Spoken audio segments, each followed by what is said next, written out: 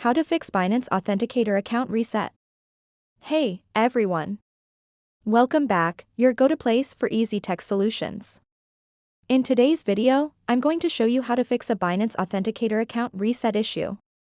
Whether you've lost access or need to set it up again, I've got you covered. So, let's dive in. Now, losing access to your Binance Authenticator can be frustrating. This can happen if you've changed your phone, reset the app, or lost your authentication codes.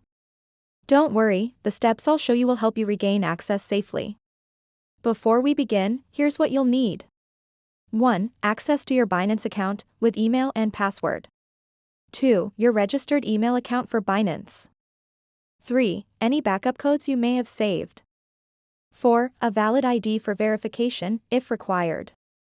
First, log into your Binance account. If the two-factor authentication, 2FA, is enabled and you can't access it, click on Security Verification Unavailable or Trouble Logging In. This will guide you to the account recovery process. Once you click on the Reset option, Binance will ask you to verify your identity.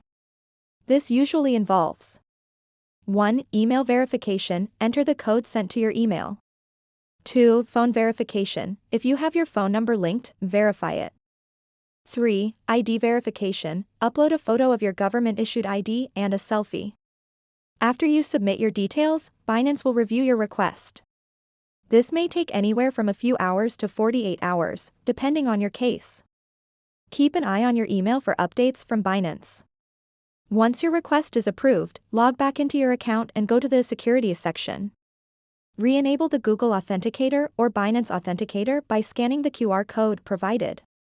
Be sure to save your backup codes this time. And that's it.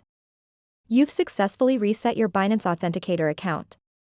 If you found this video helpful, give it a thumbs up and subscribe for more tutorials. Got questions or stuck on a step? Drop a comment below and I'll be happy to help. Thanks for watching, and I'll see you in the next video.